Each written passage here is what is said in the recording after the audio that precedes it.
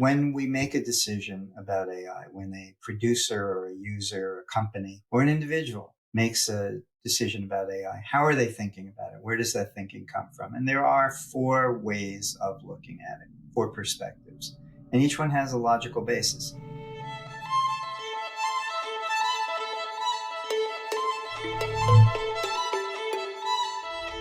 I'm Jane McConnell, and welcome to Imaginize World, where we talk with forward thinkers, pioneering organizations, and writers of speculative fiction. We explore emerging trends, technologies, world-changing ideas, and above all, share our journeys, challenges, and successes.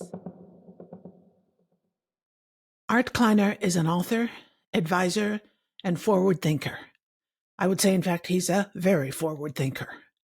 He has worked for years and communicated for years about learning organizations, corporate management, corporate strategy, and decision-making. The AI Dilemma, 7 Principles for Responsible Technology is his most recent book, which he co-authored with Juliet Powell. I love the title of it because it gives us a dilemma, the AI dilemma, and then proposes principles for us. Not solutions, not answers, but principles. Fundamental things that we need to understand and think about in order to make decisions. This is a very important conversation. Art raises key issues, key questions that we need to think about. The first one is, who has the power to make decisions about AI projects? They talk about 4 power logics, and they often collide. They are the engineers, the business people, the government, and social justice. Decision makers on AI projects need to think about all 4 perspectives together, keeping them in mind simultaneously as they define a project. Second point is how to help people understand the logic. It has to be explainable, and the explainability needs to come from different angles. For technical people, executives, auditors, lawyers, regulators, customers, and general public. And these explanations are going to be very different. They involve the logic of the algorithm, the business reasons, and especially the assumptions on which the decisions were made during the process. A third point that we're all thinking about a little bit, I imagine, is who owns the data? How can a person control data about themselves that's available online or available in systems? Related to this is the fourth point, can this data be monetized? If so, by whom and how? Are there ways of monetizing data that are useful for society? Fifth point is, how can these AI solutions and projects be regulated? How can data be regulated? Should it be regulated at a global level, locally, or through self-regulation, counting on organizations to regulate themselves? Should we have universal rules or specific rules, national rules? Now let's talk with Art about his ideas.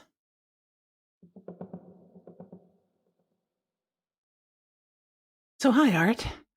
Here we are again, face to face. It makes a change, doesn't it, from our email correspondence that we've had over the years.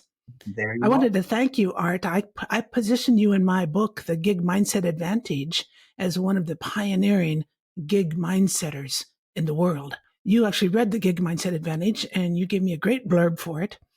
And what I liked about your blurb was you said something that I got a lot of great compliments and, all that stuff. But you said something no one else said. And that is, you said, the gig mindset is not the problem. There is a gig mindset around us. It's fear that is blocking a lot of people. And I thought that was a very strong statement I have kept in mind for a long time.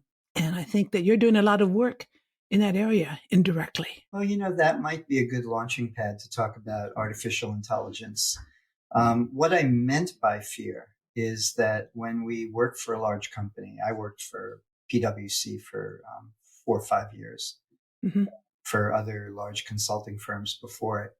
And we get used to the guardrails and the systems and the structures that are there. And they support us in ways that we're not even completely aware of. In the same way that, a good marriage supports people and they feel comfortable and it's hard to leave. And when you do leave and you're in the gig mindset situation, you're only as secure as the next round of gigs that you've already got lined up. And, there's no certainty. And with the advent of automated algorithmic systems, we, we working people, knowledge workers, people living in relatively wealthy countries, but a significant number of us are now confronted with systems that are not designed for us, but that are designing their own guardrails and structures and systems. And we have to pay attention to that. I assume that one of the underlying motivations for writing your book that you wrote, you co-authored with your partner, Juliet Powell, one of your underlying motivations was to make people aware of this. I think the title that you chose, The AI Dilemma, is a very powerful title. And I looked up the word dilemma to really get a hold on what it is. I know it's, you have to make a choice, but the definition actually includes the notion of a difficult choice to make. It's a troublesome thing. It's not just a choice. It's a situation where it's not clear at all what's right and what's wrong, what's good and what's bad. And so you've got this idea of a dilemma in your title, and then you go on to reassure people by saying the exact words that you use are 7 principles for responsible technology. So it's like, we've got this problem. These principles are going to help you. Was that your intention with the title? That was exactly our intention. And it goes back to, with this, we did not sort of pull the book out of the air. It was based on Juliet's work, and she knew quite a has a large network of people in the technology industry and big tech and entrepreneurial tech. I have a long-standing background writing about and thinking about automated systems and computers and business and management. And she was at Columbia researching what became a dissertation there that had to do with whether companies could be trusted to regulate themselves around artificial intelligence. And the short answer was no. The track record is not great. The long answer is, however, there are ways in which we have to.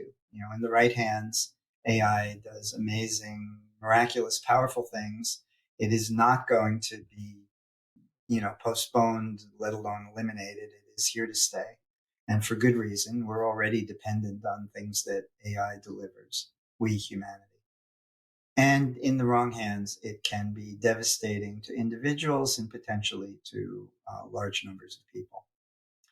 And often the right hands and the wrong hands belong to the same group of people, same group of decision makers. So it becomes an organizational learning dilemma. We talk about the two horns of the dilemma. Life is intolerable in one way and it's intolerable in another way. And the dilemma is turning out to be, do we regulate it do we regulate it quickly and, forcefully, or do we regulate it with hands off and let companies kind of develop their own path? And neither is fully acceptable. If we're talking about what we want, what we want is for the technology to work out seamlessly without much effort. And in a way, computer technology has always kind of had that goal implicitly, at least for the people who use it. You won't have to use a typewriter. You won't have to use, carbon paper. You won't have to photocopy things. It will move seamlessly from one thing to another. It will meet you more than halfway in terms of matching to your habits.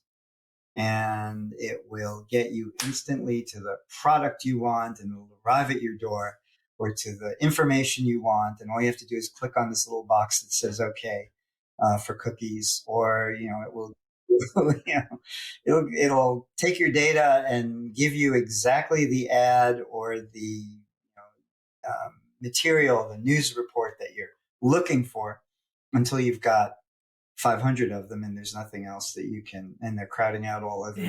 Yeah. And it's interesting because people get the idea of control. You talk about this in the book, how people want to control things. And so they get the feeling, like you just described, that you can't get what you need quickly by using whatever on your computer. And what people don't understand is what's going on underneath or behind all that. This was really hard for me, Jane. This was probably the most difficult aspect of writing the book with Juliet. And I have to give Juliet a lot of credit. I'll just start by saying, she saw this issue. She was hearing people in the industry say, I'm being asked to do things that are really unconscionable. In one case, somebody was scouring social media using writing programs that would raise issues of predatory behavior or targeting minors or hate speech and that kind of thing, and they were coming to the surface, and she would go to the clients or to the company and say, do you want us to track this? And they would say no, because we would be legally liable. Ah, yeah. And so we want you to put in systems where we don't ever have to hear about it. And there were other examples of this, lots and lots of examples where Juliet finally said, okay, this is a real dilemma. Companies are not fully able to manage it, Mm. even when they want to, because of the nature of the systems. So what comes next? What do we do? And she wrote this up in a dissertation. I was working on a book series at the time. She showed it to me. I said, you have a book here. And that was the one book in the series that the publisher was interested in. And she asked me if I would be her co-author. And now here we are. And I knew a little bit about the technology, but now I've been immersed in it now for 2 years. Something that strikes me in your work is that so much of what you say in the book reminds me of things that have to do with the culture of organizations. And I've worked as a strategy consultant for huge organizations, these multi-mega organizations, global organizations, on their digital workplace environment and techniques and communication. And I just have seen, I've done that for over 20 years. I've stopped now, but for over 20 years, and I've seen, without even talking about AI, so many of the dilemmas that you're talking about.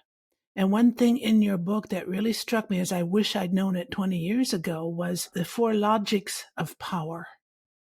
I think that underlies a lot of the problems that organizations have.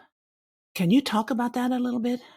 And that was at the basis of Juliet's thinking when Hmm. she was kind of putting it together. So when we make a decision about AI, when a producer or a user or a company or an individual makes a decision about AI, how are they thinking about it? Where does that thinking come from? And there are four ways of looking at it, four perspectives, and each one has a logical basis. The perspective of the engineer is that the work has its own quality. I am loyal to the quality of the work, and I am loyal to the people who pay me, because after all, that is, the nature of this kind of work. It's a craft work, and often either for hire or by hire. And there's a real, respect and professionalism involved in that. But it does not include consideration of outcomes. There's no Hippocratic oath equivalent among software engineers. They're not even trained and, responsible as engineers in the same way that a mechanical engineer is responsible for a bridge not collapsing. They don't get certified in the same way. The premise is that they're going to create great code, put it out there. You can't have it perfectly bug free right from the beginning. So you have to test it in the real world with real use. And then you find out what it's good for. And sometimes you find out what it's good for that you didn't expect. And that's part of the joy of software, part of the, the sort of the epitome of, or software quality. And that ethic is very much part of the engineering code. It's great unless the unintended consequences start to affect people. The next logic is the business logic. We are here to survive as a business, grow as a business, make profit and return investment to our shareholders, make cash flow, basically keep people solvent and employed and getting richer. And that is great as long as it's not at the expense of others. And the things in business logic, the inherent desire to maintain a good reputation is generally not strong enough to withstand the other pressures. Hmm. And I've worked with and in a couple cases for companies that had very lofty ideals. And the question is, what happens when the ideals clash with the immediate need for the core group in that company to get wealthier and have status, etc. And the ideals they're weaker. And so what do we need to do to strengthen them? There's a lot we could say about that. Yeah. It's basically around the business logic. The third logic is the government logic or the regulatory logic, where we have entities that are responsible for what happens within a geographic area. And they have to administer the needs of people there. They have to, manage the defense. They have to regulate things that might turn out to be problematic.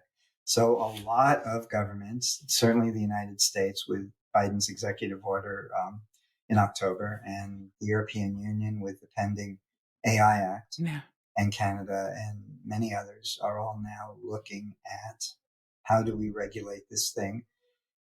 In order to regulate a technology, you have to have experts with the government, and the government can't pay the experts as well as private industry can. So there's always concerns about being left behind, and the government therefore has a logic which says, despite all these pressures, we have the responsibility and the force of law, and it's up to us how we wield it, how we manage it.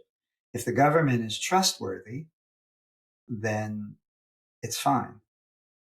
In the book, we tell a story about an abuse scandal in the Netherlands. I remember that's a very impressive story. And we learned about it from someone who was caught up in it.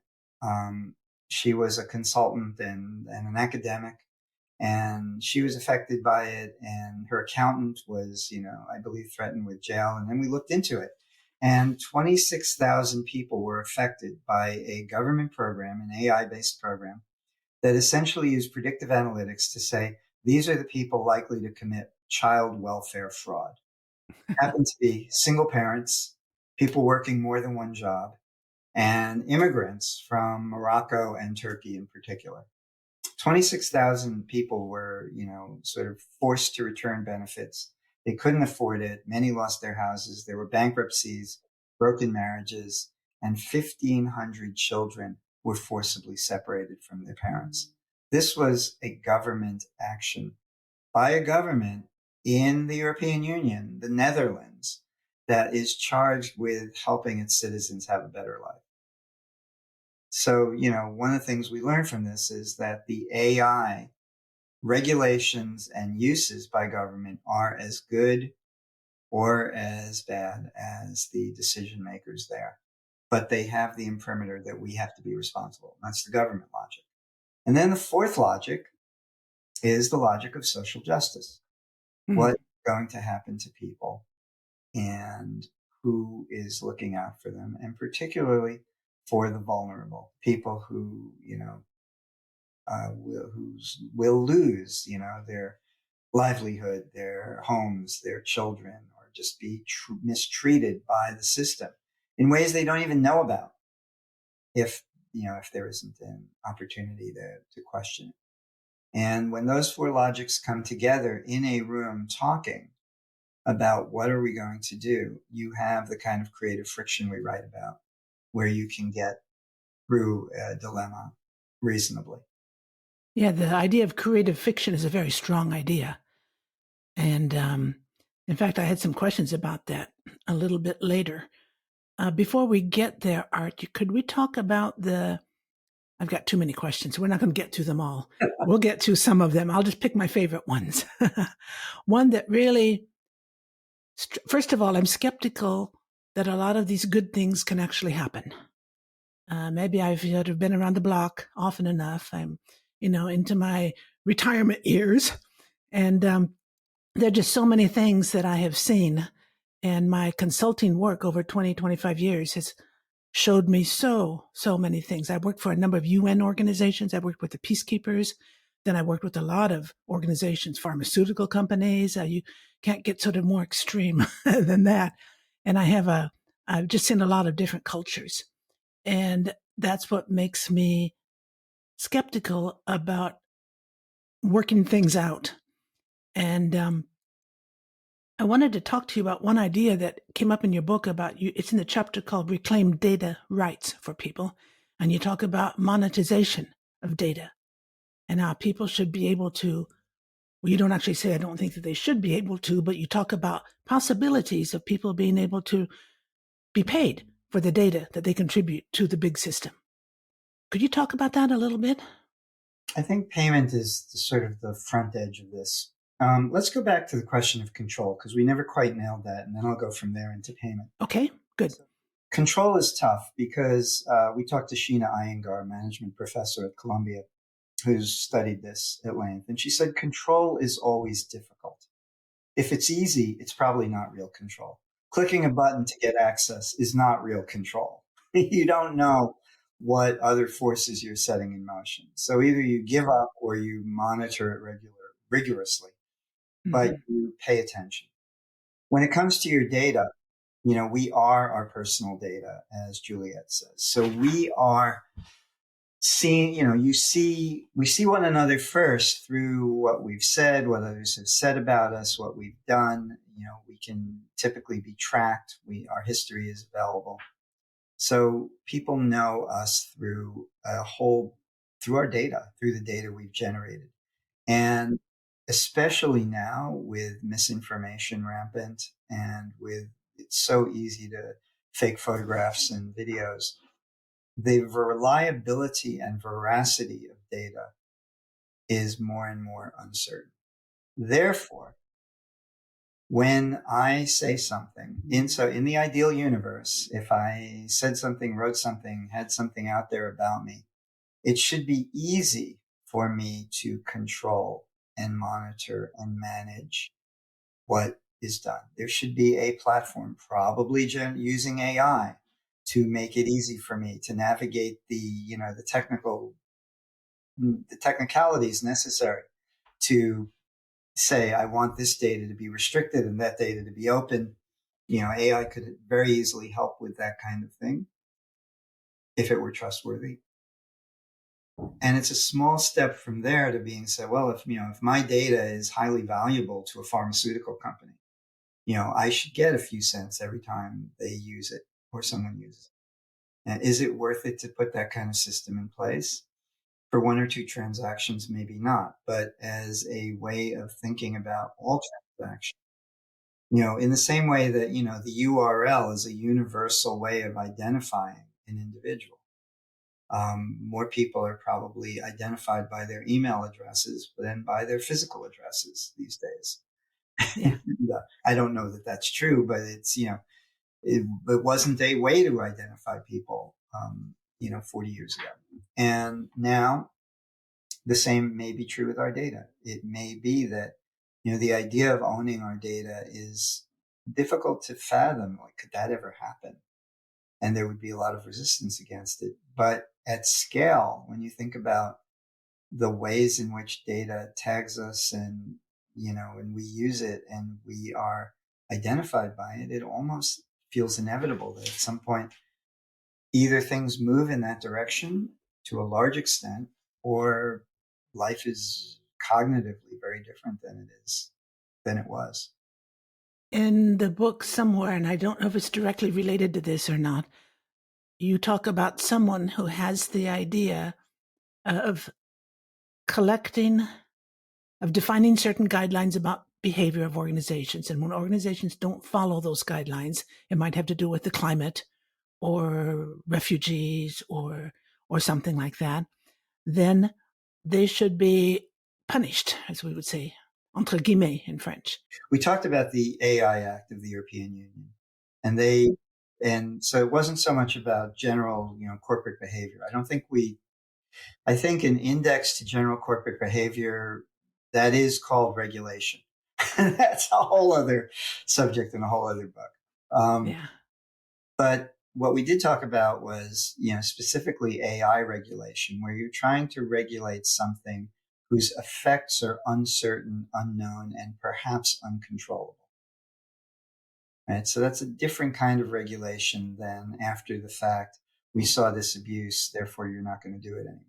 I see in my notes it's from someone called Casey Saratani. He says pick a vector, climate change, human trafficking. You could pick any of these atrocious situations that we're facing as a global community, and then hold accountable companies that are directly or indirectly aiding or abetting some of these. From there, you could not sell software to them ever, and therefore blocking them from acquiring data is how I understood it. Well, that is what Salesforce is doing on paper right now. Their license agreement with anyone using their software says, there's a list of things that they don't want their software used for. One of them is military applications, I believe, and fraud and surveillance that leads to targeting of ethnic groups are on the list, and there's a lot of other things on the list. The question is, how do they enforce it? Do they actually say to a company that's putting out surveillance cameras and software that targets groups, I'm sorry, you can't use Salesforce.com anymore? Do they, give them 3 strikes? Do they, Yeah. the enforcement of something like with regulation of any sort, the issue is enforcement. Casey's point, however, is that the use of AI in the regulation and tracking changes the game. And that's also, I don't think there are as many secrets possible now as there were in the past. It's just, there's too much, it's too cheap and easy to uncover them. I could be very wrong about that, but it is certainly a technological race to, break into secrets and then to, reveal secrets. Let me tell you a story. Yeah. I teach scenarios and we do a lot of scenario work at KPI. And I have been teaching a class at New York University on the future of media and digital media for a long time. And about 15 years ago, I started asking my class this question. Imagine it's the future and you have a good marriage and you have children, and it would really be terrible if your marriage broke apart. And one day you are seen leaving the wrong place at the wrong time with the wrong person. And a camera on an automobile strolling by, driving by, takes your picture. It gets automatically posted. There's a bot on the web that that knows your image and associates your face with it. And one of your cousins has another algorithm on something like Facebook that automatically posts any picture involving you. And your marriage falls apart. And at the time, I said, is that a better world or a worse world than the one we live in? And at the time, that was the future when I first asked that question. It was in, I think, the early 2000s. And a shocking, just about everyone in the class said, it would be a better future. There would be They said it would be a better future? Yeah, there would be no secrets. Everybody would know everything. We wouldn't have to worry about who was doing what. It would be terrific. And I kept asking the question every year. And I took a couple years break and I came back and asked the question in like 2013, 2014. And now it was no longer the future. Now it's getting close to the present. There are, by 2015, there are, surveillance cameras everywhere. Facial recognition is highly developed and people are posting things automatically. There are automated systems. And now people are saying, this can't get any worse. If this gets any worse, it's going to be really a problem. This is a much worse future. And by the way, we're heading towards it full steam ahead. That's what they said in my class in 2014, 2015. Now I don't even talk about it because it's already here. Now the question is, what happens when you don't even need the car riding by with the camera because the whole image can be manufactured and you can't tell the difference between that image and some other image. And the person who, and if you're walking out the door, you can say that was a deep fake. And if you're suspicious, you can say, but, who would want to do that? And you're into a whole other realm of substantiation and what is reality conversations. That's where we are. Do you think it's going to be possible on a global scale to regulate this? The EU AI Act has a really intriguing way of answering that question. They say they divide AI into four categories. Minimal risk doesn't need to be regulated. Limited risk is like if it's a bot and it's doing therapy with you, it has to tell you it's a bot. It can't pretend to be a human being, or if it's a friend online or whatever, and it's a bot, it has to identify itself as AI. Otherwise, it's forbidden. Third category is the high risk, the self-driving cars and all of the predictive analytics that are used for all sorts of useful purposes and a lot of the research. And there, what the EU says is it has to be audited in the same way that a publicly held company is financially audited.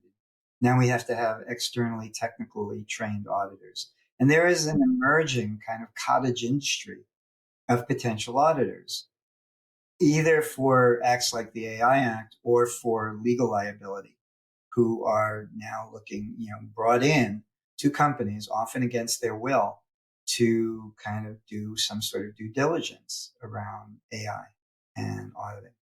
And it's going to be a major profession, I think. And then finally, there will be something banned. There will be bans. Now, generative AI was banned in Italy for a month, and then they rescinded the ban. It's very hard to ban, software because it's so useful, particularly this software. So there will probably be very few things that are banned.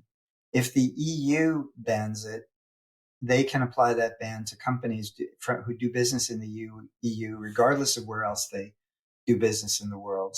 And they see that as a constraint on, some authoritarian countries. It may be that it leads to a Cold War between, the EU and its friends and all other countries. Who knows? But that's a scenario question. But the end result is that there will probably not be universal rules about AI, just as there are not universal rules about, weapons. But there are some, universal agreements on things like chemical weapons and, nuclear weapons where people just agree it would be too horrible to let this run rampant. Now, the difference is that AI is cheap, easy to use, and in many ways accessible. And then we get into the open source question, is it better to allow people to exercise, individual control over this, or does it need to be controlled by some top-notch, hierarchical watch robots? Companies watching over the robots, governments watching over the robots. But then you have the question, who watches the watch robots?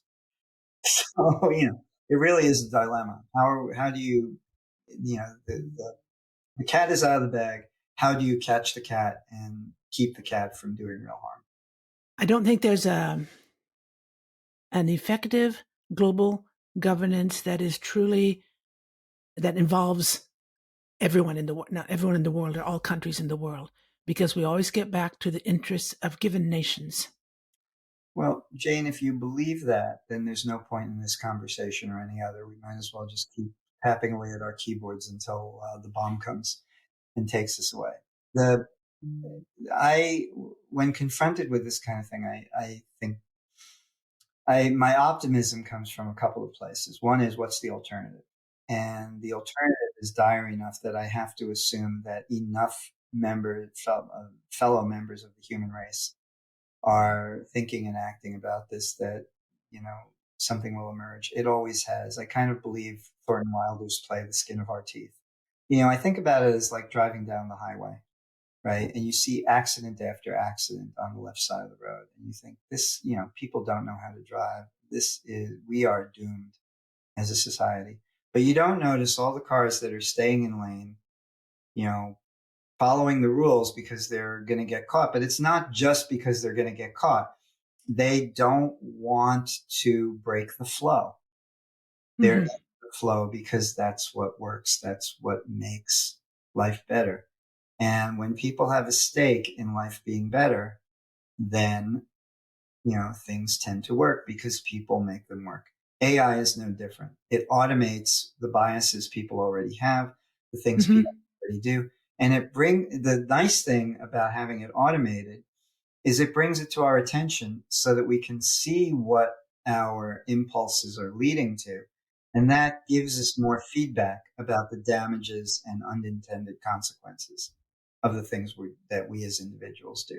And that may turn out to be very helpful in the same way as, seeing the red light flashing behind you is a forcing function, even if it's not intended for you. Yeah. Well, I'm glad you're more optimistic than I am. I would love for that to be the case. And my feeling is that I'm not so sure that it's likely. But now, Art, I found a thing you wrote, not in the book, on your kleinerpowell.com that Oh, I found fascinating. You mentioned scenarios earlier, and I was going to ask you about scenarios, but we'll just go straight to this one. Your bright swans. oh, I right, found that one. Hopeful scenarios for a bleak future. I right. found that article was very, very interesting. Well, maybe we should pick that up. We, the idea is that things that work great are often unexpected. During the pandemic, there were those few weeks when, Venice's water cleared up because industrial activity stopped. And um, all of the toxic emissions and pollution came back with a vengeance everywhere. But it demonstrated what the alternative could be. That would be an Hmm. example of a bright swan. Another example of a bright swan, the ways in which people are settling outside of urban centers by choice when remote work makes that possible. Yes. Few people expect it. It's very disruptive. There are going to be, real estate values rising and plummeting in turbulent fashion for a while, but it will become a kind of new normal that will probably be better for humanity. There will still be cities and reasons to live in cities more than ever, but the problems associated with cities are, it's now they're starting to, some of them, like transportation, are starting to unravel. Other things have to happen. Um, Conversations like this one. We weren't talking about AI this way 10 years ago, Yeah. and lots of things like that. The awareness of what it means to be trapped by a system is spreading. That, it's terrible that people are trapped by systems, but the fact that they're aware of it, and that, in democracy, that's not supposed to happen. The government answers to its people as a whole, not parts of them, not the well connected or those who are in the right party. That's the principle that I think is emerging as a way of looking at things. Interesting. You mentioned democracy. Yuval Noah Harari, who wrote *Sapiens*. Yeah. He talked about democracy. I'm just going to read a short piece to you. One of the strengths of democracies in the late 20th century is that it was better at data processing than dictatorships. Authoritarian governments concentrate information and power in one place, whereas democracies diffuse the power to process information and make decisions among various institutions and people. He goes on a little bit, and then he says AI, on the other hand, makes it possible to process huge amounts of information in one central location.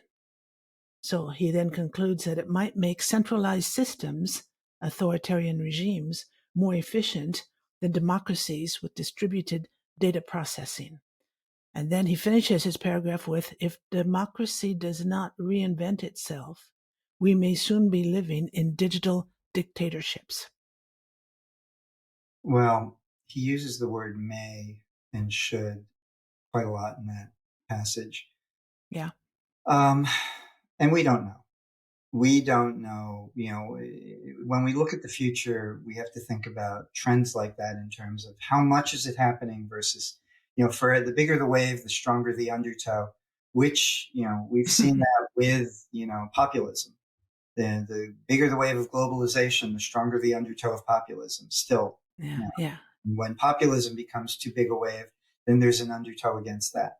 The issue with AI and the whole reason why misinformation is so important is not because misinformation erodes trust, although, yes, that too.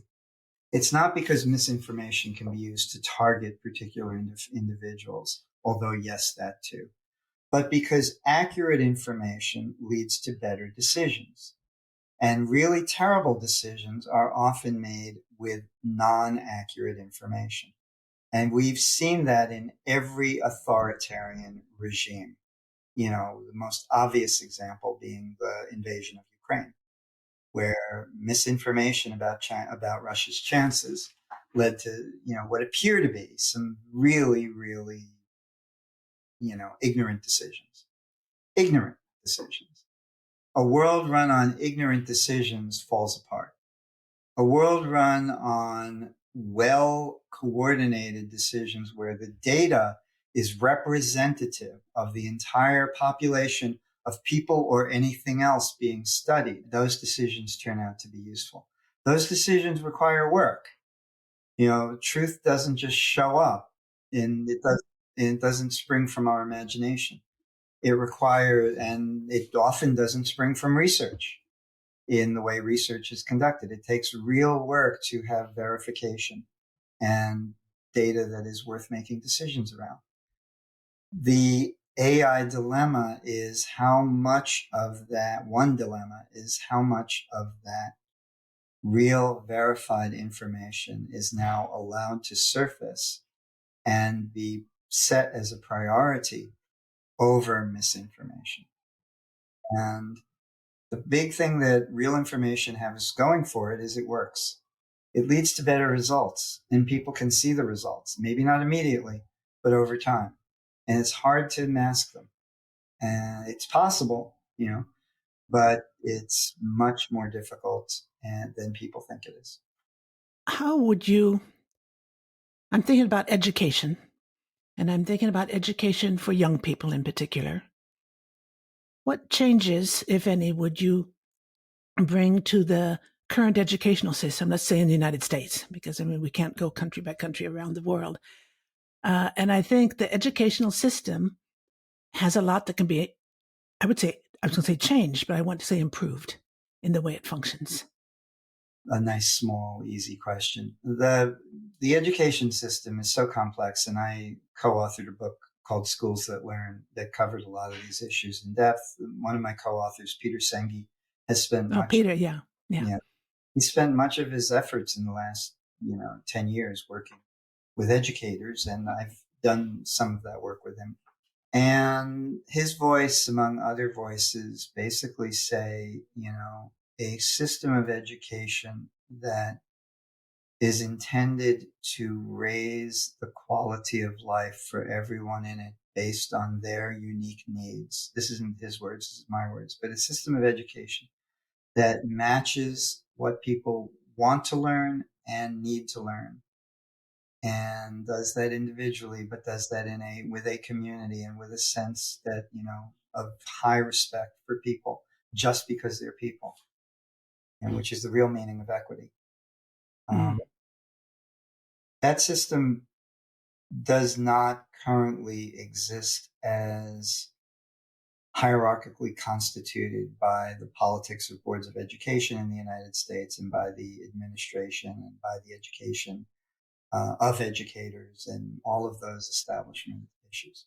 So there's a lot of, administrative things, bureaucratic things, in the best sense and the worst sense of bureaucratic, all put in place. And the school system reflects all of that, embodies all of that. And then there's this other school system, which is teachers connecting with students and students connecting with other students and administrators connecting with administrators. It wasn't so long ago. The idea that a traumatic childhood was normal was prevalent. The idea that, parents would beat children just to get them to cooperate, just to get them to obey, was normal. That idea, it may still hold in many places, but if you say it out loud and say, I believe that children should be, spare the rod and spoil the child, and mean it sincerely, that is embarrassing to say now. And many of us have now come to realize that the issues we have as adults come from the trauma that was imposed on us unintentionally just from growing up in a kind of brutal world. And so now that that is no longer tolerated in words, people are now translating that experience and understanding into action, and it's affecting education from the bottom up in many places, not all, but, and, not perfectly, but it's a change. Enough people are doing it enough of the time that it makes a difference. One of the really interesting questions about AI is, does it get used to put people back into straight rows? Or does it get used to give people the tools they need? Who's in control?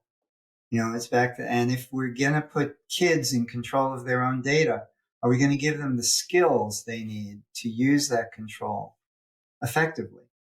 And are we going to give them access to the tools? And are we going to trust that they'll use the tools effectively? And if we trust them to rise to the occasion, will that trust turn into a self-fulfilling prophecy? Jane, nobody has the answers to these questions. And we're going to learn by trying. And we'll probably try different things in different places. We being, all the people who try things. And AI is going to make it easier to do that. Yeah, I talked with, do you know the Chinese sci-fi writer Stanley Chen? Yes. I wrote a review of his book recently. I interviewed him 10 days ago. He was talking about AI and education. He talked about how AI, ideally, every child would have an AI companion or tutor, whatever you want to call, that would help the child discover what is the things that he wants to learn about, what interests him, what's his curiosity. And Stan talks about it because he wrote a book in Chinese called Net Zero China in Chinese. And it was really, really a big deal in China because it's teaching Chinese children about net zero and the importance of the environment and so on and so on. And he gets invited to a lot of schools and he does Zoom sessions with tons of kids online. And he said the problem is that many of them don't have a sense of curiosity anymore. They don't know what they want to do. That sort of isn't very strong. And the system takes it out of them to some extent.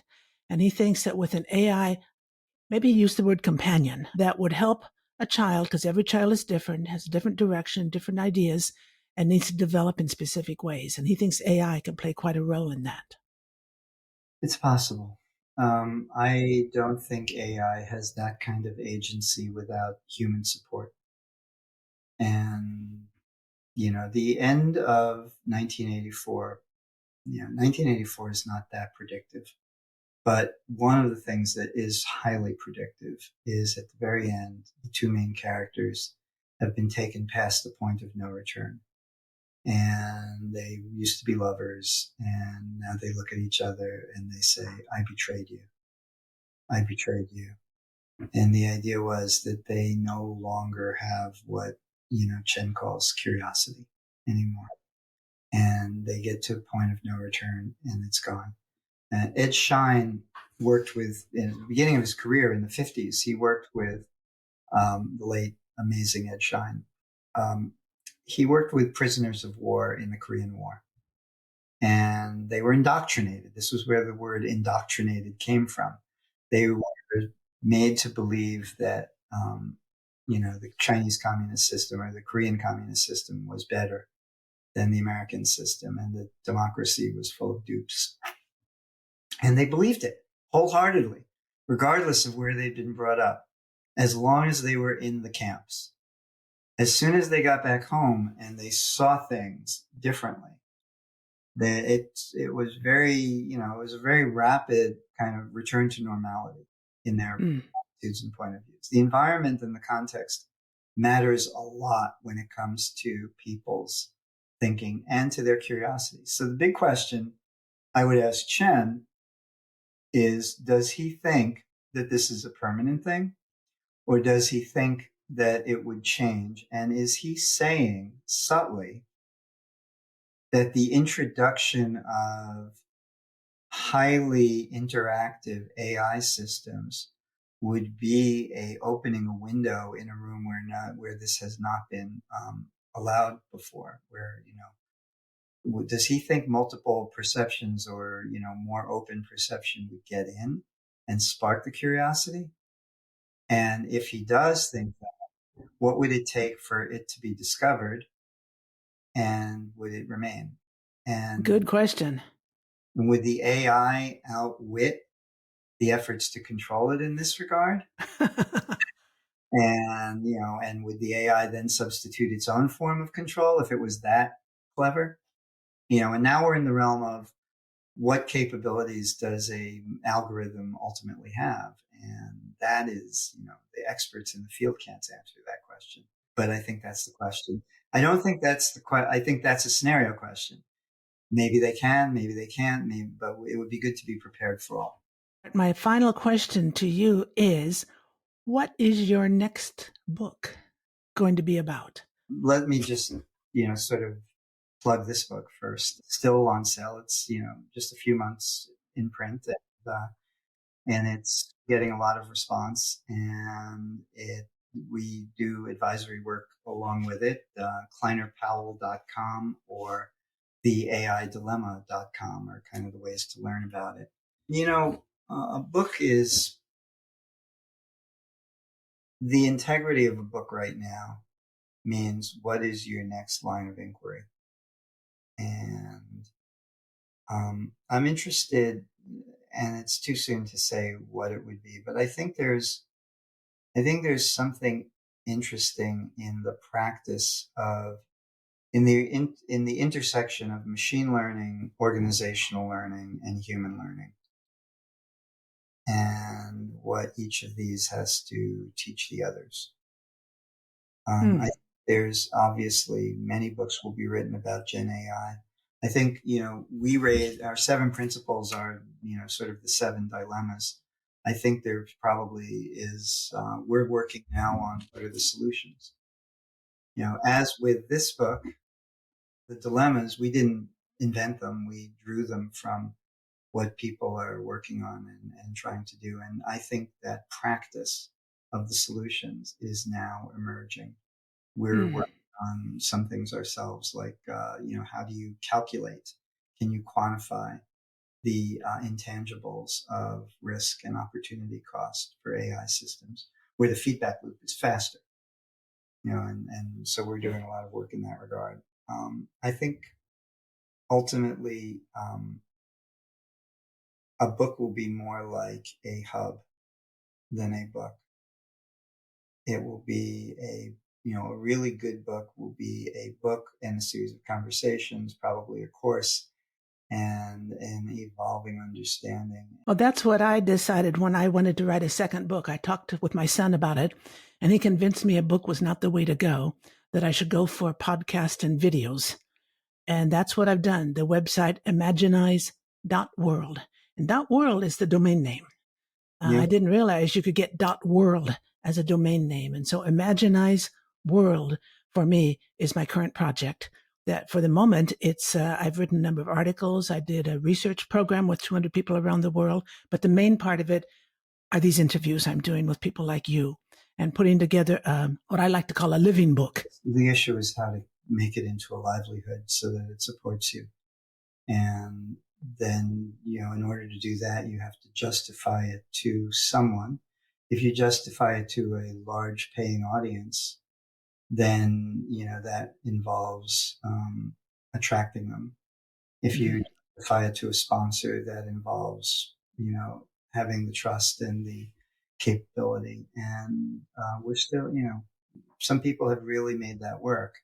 It is less expensive than, many think, but it is, but it has to support. It's a lot of work.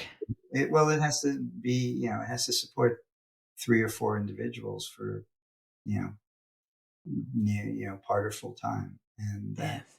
turns out to be a prodigious task, as it always has been. As it always has been. Well, Art, it's been great talking with you. I hope you've enjoyed it as much as I have. Perfect. Thanks, Jane. It's great to be in touch with you in this way. In a real conversation, exactly.